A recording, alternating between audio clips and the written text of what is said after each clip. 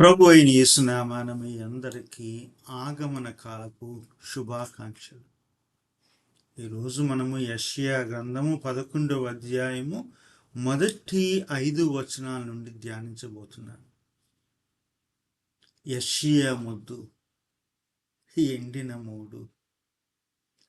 ఏంటండి ఆగమన కాలం అంటున్నారు, శుభములు అంటున్నారు, యెషయా ముద్దు అంటున్నారు, అది ఎండిన మూడు అంటున్నారు.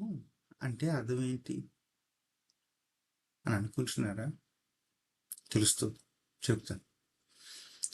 ఆగమనపు కాలము అని ఎందుకంటామంటే క్రిస్మస్ ముందు వచ్చే ఆ యొక్క సీజన్, ఒక 3-4 వారాలని వేచి ఉండే కాలము అని అంటాం.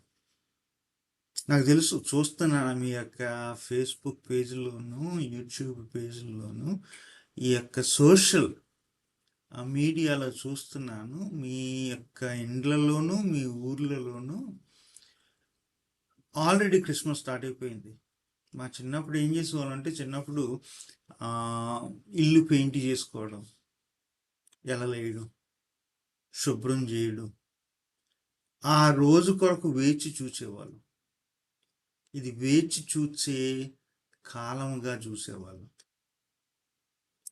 సార్వత్రిక సంఘంలో కూడా ఈ మొదటి 3-4 ఆదివారాలను, ఆ వారాలను వేచి చూచే కాలంగా చూస్తాం.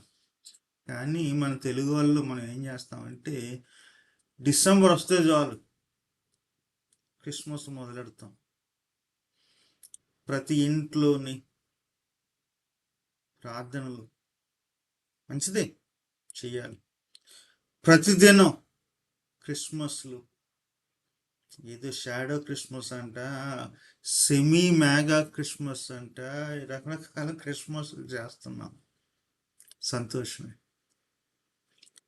మీరందరూ సంతోషంగా ఉండాలని, ఆనందంగా ఉండాలని, ఆరోగ్యంగా ఉండాలని, క్షేమంగా ఉండాలని నేను ప్రార్థన చేస్తున్నా, ప్రభువుని అడుగుతున్నా.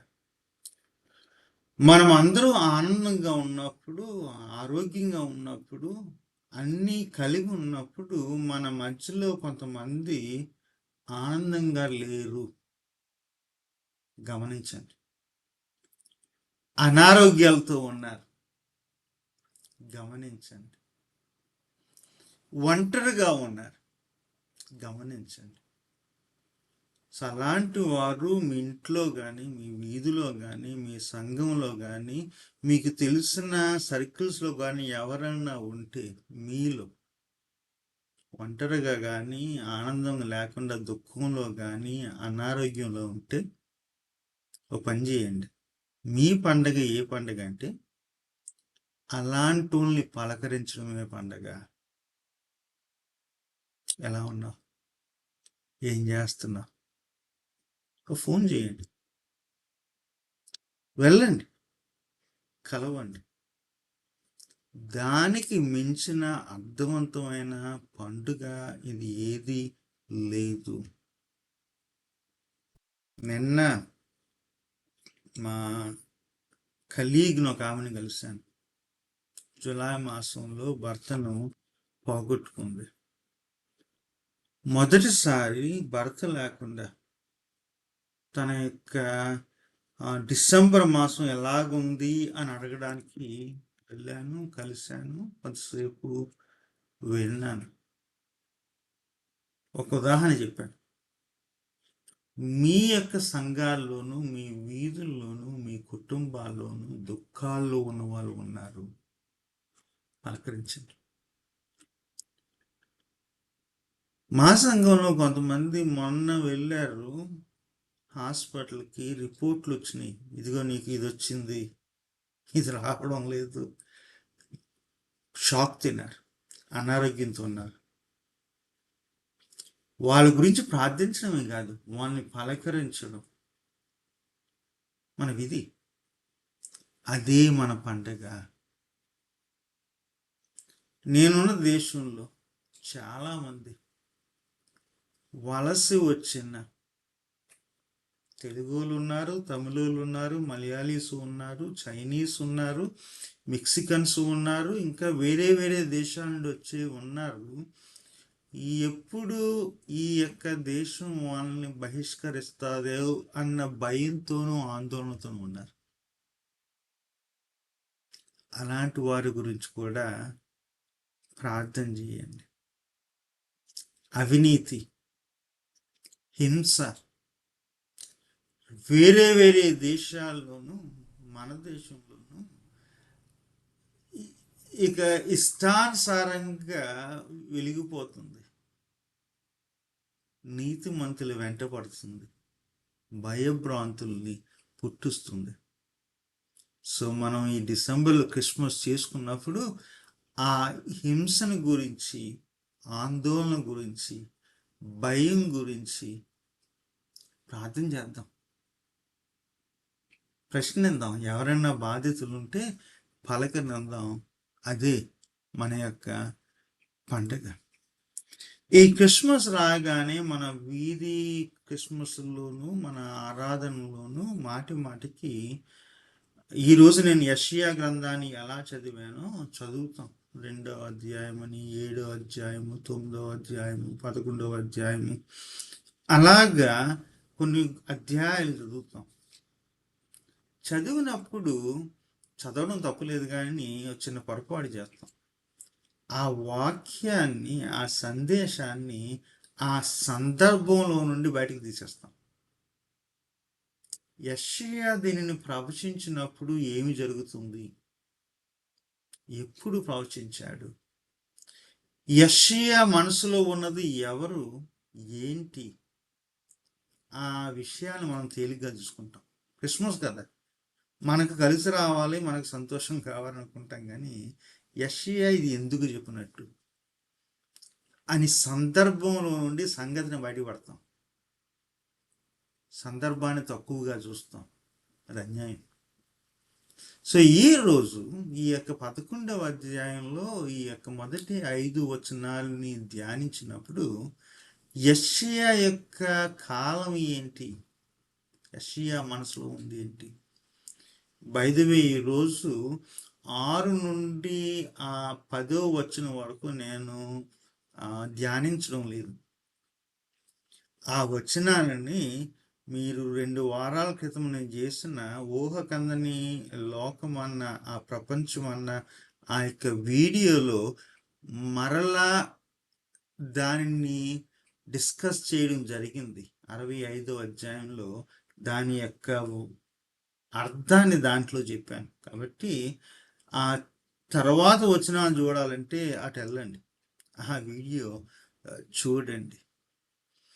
తర్వాత ఈరోజు చాలామంది మత్తయి సువార్త 3వ అధ్యాయంలో బాప్తిస్మం ఇచ్చి యోహాను యొక్క సందేశాన్ని గురించి ధ్యానిస్తారు. దాని గురించి తగిన ఫలము అనే ఒక వీడియో గతంలో చేశాను.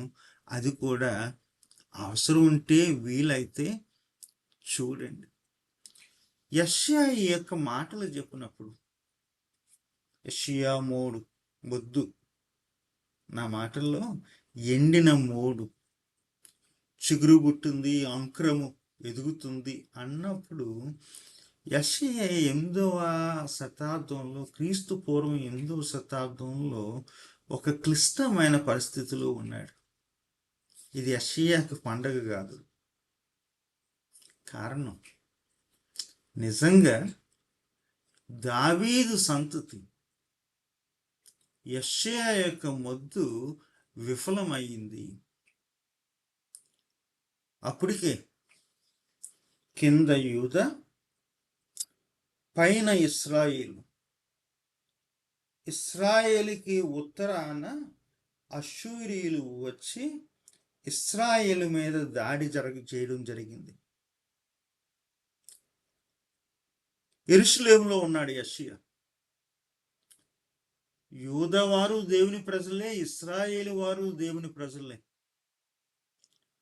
ఇశ్రాయేలు వారికి అన్యాయము, అక్రమం జరిగితే, వాటమి ఎదురైతే కిందన్న యూద రాజులు సరదా పడుతున్నారు. భలే జరిగింది, భలే జరిగింది. అని చెప్పి అష్షూరీయులతో స్నేహం మొదలు పెట్టారు. ఇక అష్షూరీయుల్లాగా తయారవడం, వాళ్ళ యొక్క పద్ధతులు వేరు అనుకరించడం ప్రారంభించారు. యెషయా తన యొక్క ప్రవచనాన్ని చెప్పినప్పుడు, సేవలో ఉన్నప్పుడు దాదాపు యూదాలో 4 రాజులు మారారు. దావీదు సంతానం 4 కూడా విఫలమయ్యారు. ఉజ్జియా, యోతాము, ఆహాజు, ఎజెకియా. ఈ రాజులు ఏం కోరుతున్నారంటే అష్షూరీయులతో స్నేహాన్ని కోరుతున్నారు. ఈ 11వ అధ్యాయం అర్థం కావాలంటే ఒకసారి మీరు ఏం చేస్తారంటే 10వ అధ్యాయానికి వెళ్ళండి. 10వ అధ్యాయంలో ఒక చెట్టు గురించి వ్రాయబడి ఉంటుంది. దానికి ఏం పేరు పెట్టాడంటే బలు రక్కసిపి చెట్టు అంటాడు. పచ్చగానే ఉంటుంది కానీ అది కరుస్తుంది, గుచ్చుతుంది. దాని దగ్గరికి మనం వెళ్ళలేం, నీడ దొరకదు. దానికి యెషయా ఇంకో పేరు ఏం పెట్టాడంటే ఇది గచ్చ పొద అంటాడు. ప్రమాదకరమైన పొద, దాని దగ్గరికి వెళ్ళొద్దు. కొన్ని చోట్ల మా పిల్లలు ఆడినప్పుడు అంటాం, ఒరే ఇది పాయిజన్ అయ్యి దగ్గరికి వెళ్ళొద్దురా అంటాం. పిల్లలు సర్దాపడి ఎక్కడో ముట్టుకోబోతుంటే ఒరే ముళ్ళు ఉన్నాయి జాగ్రత్త అంటాం. ప్రాణం ఉంది కానీ ప్రాణం తీసే ప్రాణం అది గచ్చ పొద. దాని గురించి ఈ 10వ అధ్యాయంలో మళ్ళీ 17, 19 వచనాల్లో మరొక పదం ఉపయోగించబడింది, అడవి చెట్టు. దీనికి క్రమం లేదు, క్రమశిక్షణ లేదు, ఇష్టానుసారంగా ఎదుగుతుంది, అని చెట్ల మీద పడుతుంది. ప్రమాదకరమైన హింసాత్మకమైన చెట్టు. 33వ వచనానికి వచ్చినప్పుడు అంటాడు, యెహోవా భీకరుడై ఏం చేస్తాడు? ఆ చెట్టుని, దాని కొమ్మలను తెగ నరుకుతాడు. అంటే చెట్టుకు ప్రమాదం వచ్చింది. కారణం యెహోవాకు కోపం తెచ్చింది. యెహోవా భీకరుడై ఆ చెట్టుని తెగ నరుకుతాడు చెప్పి దాని యొక్క ఆనవాళ్ళు లేకుండా చేస్తాడు, తెగ్గొడతాడు. ఏంటి చెట్టు? ఈ గచ్చపొద ఏంటి? ఈ బలు రక్కసు చెట్టు ఏంటి? ఈ మహావృక్షం ఏంటి? ఈ ప్రమాదకరమైన చెట్టు ఎవరు? అష్షూరీయులు. ఇశ్రాయేలు మీద దాడి చేసి ఇశ్రాయేలుని ఓడించిన అష్షూరీయులు. మరి యూదా వాళ్ళు ఏం చేస్తున్నారబ్బా? వీళ్ళు ఏం చేస్తున్నారంటే ఆ చెట్టుతో స్నేహం చేస్తున్నారు, ఆ ప్రమాదకరమైన చెట్టుతో. ఆ చెట్టు గురించి కొన్ని వివరణలు ఉన్నాయి. బలిసిన చెట్టు, బలిసిన అష్షూరీయులు అంటాడు. గర్విష్ఠులు, అహంకారులు, దుష్టులు. అహంకారులతోనూ దుష్టులతోనూ బలిష్ఠులతోనూ దుర్మార్గమైన అష్షూరీయులతోనూ యూదులు పొత్తు పెట్టుకోవడానికి ప్రయత్నం చేస్తున్నారు. జ్ఞానం లేదా? బుద్ధి లేదా? మెలకువ లేదా? పోయింది. దావీదు సంతతికి విశ్వాస్యత, నీతి, న్యాయం తెలియదా? పోయింది. ఎవరినో చూశారు. అష్షూరీయుల యొక్క గుణం ఏంటంటే వాళ్ళ యొక్క బలాన్ని రుజువు చేసుకోవడానికి బలహీనుల మీద పడతారు. ఇప్పుడు యూదాలో ఉన్న రాజులు ఉన్నారు కదా, వాళ్ళు తమ బలాన్ని రుజువు చేసుకోవడానికి బలహీనుల మీద పడ్డారు. ఈ రోజుల్లో మనమున్న దేశాల్లో, మీరున్న దేశంలో, నేనున్న దేశంలో ఈ రాజులు ఉన్నారు కదా, భయమే వాళ్ళకి. వాళ్ళ మీద వాళ్ళకి భయం, బలహీనుల మీద భయం. అందుకనే వాళ్ళ బలాన్ని చూపించడానికి వారి బలహీనుల మీద పడుతున్నారు. ఎవరికైతే దిక్కు లేదో, ఎవరైతే దీనులుగా ఉన్నారో, ఎవరైతే తమ జీవితాలను కట్టుకుని పైకొద్దాం అనుకుంటున్నారో అలాంటి వారి మీద పడుతున్నారు. ఇది సామ్రాజ్యం యొక్క విధానం. అష్షూరీయులు తమ బలాన్ని చూపించడానికి బలహీనుల మీద పడ్డారు.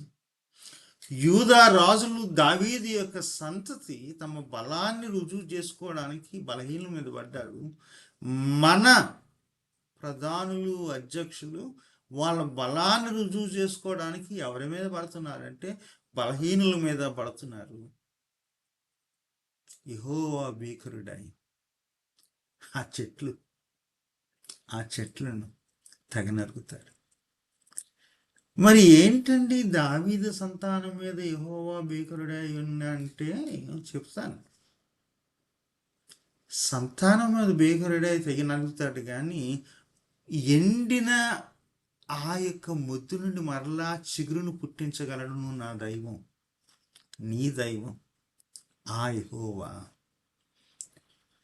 పడగొట్టబడిన ఆ యొక్క మొద్దు ఉంది కదా, నరకబడిన ఆ మొద్దు ఉంది కదా, పనికిమాలిన పొయ్యకు పనిచేసే ఆ మొద్దు ఉంది కదా, ఆ మొద్దు నుండి, ఆ దావీదు సంతానం నుండి మన దైవం మరలా చిగురును తేగలడు, మరలా పచ్చదనాన్ని పుట్టించగలడు, మరలా కొమ్ము, అంకురము, ఫలము, ఎదుగుదల తీసుకుని రాగలడు.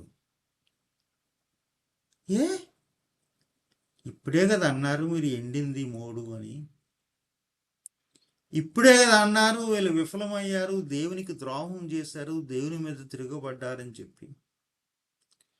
ఇప్పుడే కదా అన్నారు పచ్చదనం అంతా చచ్చింది, చావజచ్చిన మోడు ఇది అని చెప్పి అన్నారు.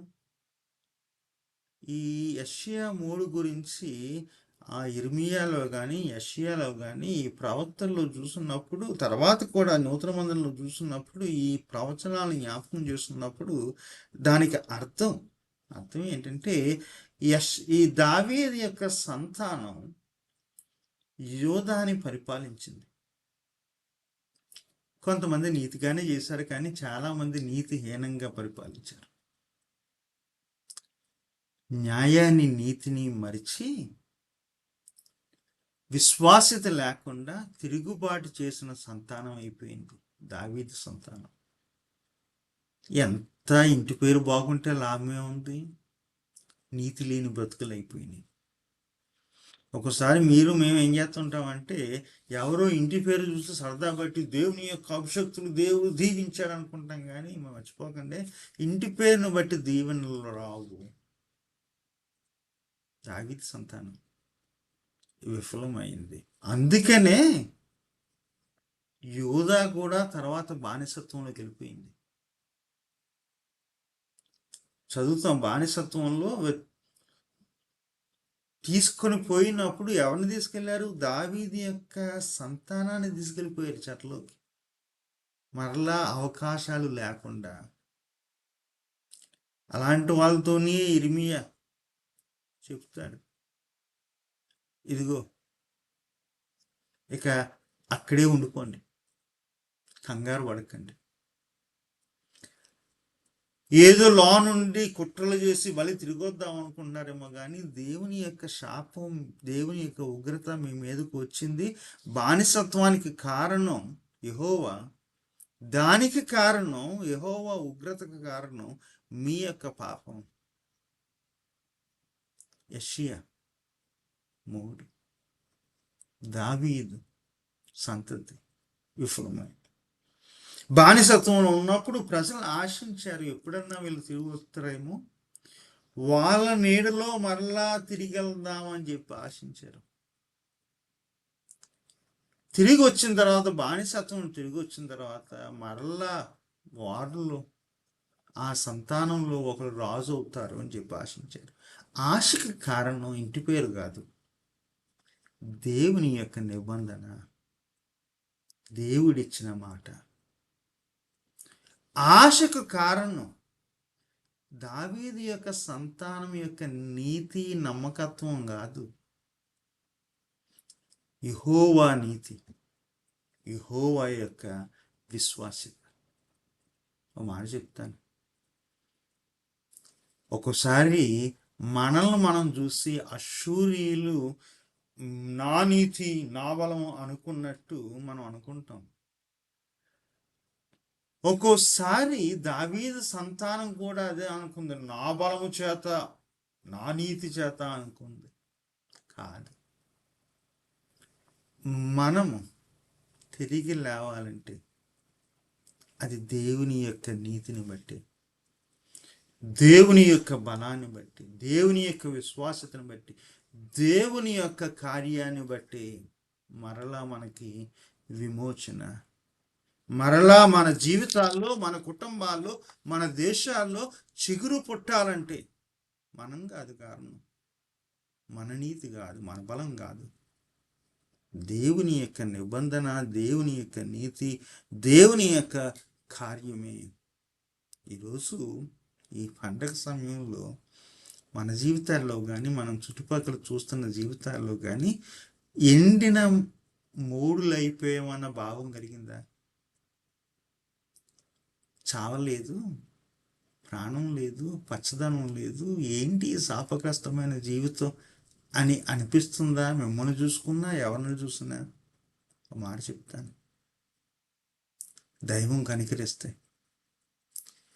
దైవం యొక్క విశ్వాసతను బట్టి, దేవుని యొక్క నీతిని బట్టి అలాంటి జీవితాల్లో నుండి మరల చిగురు పుడుతుంది, మరలా అంకురం ఎదుగుతుంది, మరలా పచ్చదనం వస్తుంది, మరల ఫలం కలుగుతుంది. అందుకనే మనం ఇంకా పొయ్యిలో పెట్టబడలేదు, కాల్చబడలేదు, మిగిలి ఉన్నాం.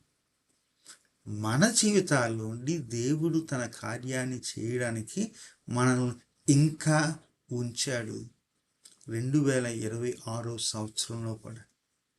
ఎందుకు? ఈ ఎండిన మోడులకి భవిష్యత్తు ఉంది. మోడులో ఉన్న ప్రాణం గురించి కాదు, నా దైవంలో ఉన్న శ్వాసను బట్టి, ఊపిరిని బట్టి, నీతిని బట్టి ఈ మోడులకి భవిష్యత్తు ఉంది, ఆశ ఉంది. ఆయన శ్వాసించినంత కాలము మనకు ఆశ ఉంటూనే ఉంటుంది. అదే ఇక్కడ చెప్పడం జరుగుతుంది. ఈ మోడు గురించి మాట్లాడుతూ ఈ క్రిస్మస్ సీజన్లోనే చాలామంది రోమీయులకు రాసిన పత్రిక 15వ అధ్యాయము పౌలు గారు ఈ మోడు గురించి మాట్లాడుతూ, ఈ మోడు ఏం చేసింది అంటే అది క్రీస్తుగా చూపించడం జరిగింది. దావీదు యొక్క సంతానం క్రీస్తు యొక్క మరణ పునరుద్ధానంలో ఈ మోడు ద్వారా, ఈ మొద్దు ద్వారా, ఈ చిగురు ద్వారా యూదులు అన్యజనులు ఒకటయ్యారు. యూదులకి అన్యజనులకి ఒక నూతన నిబంధన కలిగింది. యూదులు అన్యజనులు మరలా దైవం దగ్గరికి వెళ్ళి, అబ్బా నాయన, నా తండ్రి అని పిలిచే అవకాశం, హక్కు కలిగింది. ఒకప్పుడు దూరంగా ఉన్న మీరు, వైరులైన మీరు ఒకటయ్యారు. కారణం ఏంటంటే యేసు యొక్క మరణ పునరుద్ధానములు అని పౌలు దానిని ఇంటర్ప్రిట్ చేస్తాడు. పౌలు దగ్గరికి వెళ్ళొద్దులేండి, ఇప్పుడు మరలా యెషయాదే వద్దాం. ఒకసారి కంగారు పడిపోయి మళ్ళీ అక్కడికి దూరం వెళ్ళిపోతాం. రండి యెషయాలోనే. ఈ దావీదు సంతానం నుండి వచ్చే ఆ రాజు, ఆ దినమందు వచ్చే ఆ రాజు ఎలాంటి రాజు? యెహోవా ఆత్మ కలిగిన రాజు. చదవండి 5 వచనాల్లో ఆత్మ అనే పదం ఎన్నిసార్లు ఉంది, ఎన్నిసార్లు ఉందో లెక్క పెట్టి కింద కామెంట్స్ ఉంది కదా, ఆ కామెంట్స్లో రాయండి. ఆత్మ అనే పదం ఈ 5 వచనాల్లో ఎన్నిసార్లు? యెహోవా ఆత్మ, మరొక పదం ఏంటంటే ఆత్మకు అక్కడ యెహోవా యొక్క శ్వాస, ఊపిరి. ఆ దావీదు సంతానంలో ఉంటే వచ్చే ఆ రాజులో ఆ యెహోవా ఊపిరి ఉంటుంది అంటాడు. ఉంటుంది కాబట్టి అది జ్ఞానానికి వివేకానికి ఆధారమైన ఊపిరి అంటాడు. రాజుకు కావాలి, ఏం కావాలి? జ్ఞాన వివేకములు. అప్పుడు ప్రవక్తలకు ఉండేది ఆత్మ శ్వాస, దేవుని యొక్క యెహోవా యొక్క ఊపిరి. కానీ రాజుల గురించి ప్రస్తావించినప్పుడు సౌలుకి ప్రస్తావించబడింది, దావీదుకి ప్రస్తావించబడింది, సొలొమోను నుండి జ్ఞాన వివేకములు ప్రస్తావించబడ్డాయి. అది లేకుండా, ఆ శ్వాస లేకుండా వారు శాసించలేరు. రాజులకి, నాయకులకి అది కావాలి. ఏంటి? జ్ఞానం, వివేకం. అంతేకాదు ఆలోచన బలము. అంటే వీళ్ళు రాజులుగా ఉన్నప్పుడు తమ యొక్క ప్రజలని భద్రపరచడానికి యుద్ధాలు చేసేవారు. అంతేకాదు తమ ప్రజల్లో కూడా బేదల తరపున బేదలని ప్రొటెక్ట్ చేయడానికి వాళ్ళు నీతి కొరకు నిలబడేవారు. దానికి ఏం కావాలి? ఆలోచన బలం కావాలి. ఇప్పుడు శాసించే రాజులకి అయితే ఆలోచన ఉంటుంది, బలం ఉండలేదు. లేకపోతే బలం ఉంటుంది, ఆలోచన ఉండలేదు. నాయకులకి, రాజులకి కావలసింది ఏంటంటే ఈ రెండు కళ్ళు ఉండాలి. ఏంటి? ఆలోచన, బలం, విజ్డమ్ అండ్ మైట్. అంతేకాదు ఈ శ్వాస ద్వారా మనకి అక్కడ ఈ రాజులకి వచ్చేది ఏంటి అంటే యెహోవా ఎడల భయము, తెలివి. భయం లేని తెలివి ప్రమాదం, తెలివి లేని భయం ఇంకా ప్రమాదం. సో ఆ యెహోవా యొక్క శ్వాస ఇవ్వబడితే ఇటు తెలివి ఉంటుంది, యెహోవా ఎడల భయం ఉంటుంది. ఆ భయమే ప్రతి జ్ఞానానికి, ప్రతి తెలివికి ప్రారంభము, మూలము. అది యెహోవా యొక్క శ్వాస. ఈ మోడు బారిన ఎండిన మోడు ఉంది కదా, అందులోకి ఆ శ్వాస వచ్చినప్పుడు బలం, జ్ఞానం, తెలివి, యెహోవా యొక్క భయం, ఆలోచన, వివేకం అన్నీ మరలా వస్తాయి. ఆ రాజట తేడా లేదు, అంతా ఒకటే అనుకోడు, తేడాలు చూస్తాడు. బీదల ఎడల న్యాయంగాను, నీతిగాను, యథార్థంగాను తీర్పు తీర్చుతాడు. అక్కడ మళ్ళా ఒక వాక్కు అని ఉంది. ఆయన యొక్క వాక్కు ఆయుధం. ఎవరి మీద ఆయుధం? లోకుల మీద ఆయుధం. లోకులకి అంతాన్ని తీసుకొస్తుంది. లోకానుసారంగా జీవించే వాళ్ళకి అంతాన్ని తీసుకొస్తుంది. గర్విష్ఠులు, దుష్టులు ఉన్నారు కదా, వాళ్ళని తరిమి కొడుతుంది. మాట చెప్తాను, అందరికీ పండగ కాదు ఇది. దీనులకు, బీదలకు న్యాయాన్ని చేసే పండగ ఈ పండగ.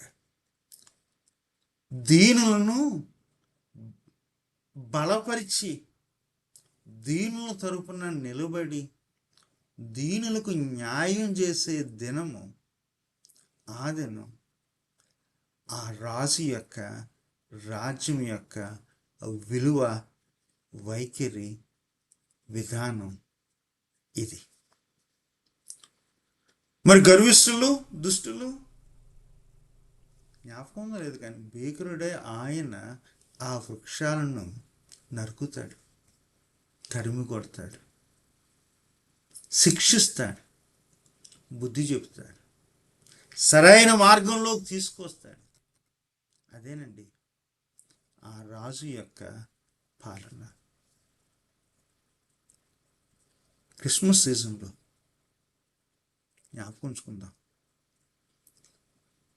ఎండిన ఓడులుగా ఉన్న నీతిమంతులకి మంచి రోజులు వచ్చేసాయి, మంచి రోజులు వస్తున్నాయి. మహావృక్షాలము బలిష్ఠులము అనుకుంటున్నా దుష్టులు ఉన్నారు కదా, వారికి కష్ట రోజులు వచ్చినాయి, బుద్ధొచ్చే రోజులు వచ్చినాయి. ఆ రాజు, వచ్చిన రాజు, రానున్న రాజు, మరలా మరలా మన జీవితాల్లో వస్తున్న రాజు నీతిమంతులకి నీతిని న్యాయాన్ని, దుష్టులకి బుద్ధిని తీసుకొస్తాడు. ఇది ఆదరణ తీసుకొచ్చే సీజను. ఇది లోకానికి బుద్ధిని తిరిగి తీసుకొచ్చే సీజన్. సంతసిందామా? ఆ దేవుని యొక్క నీతిని బట్టి ఆనందిందామా? ఉంటాను. సెలవు.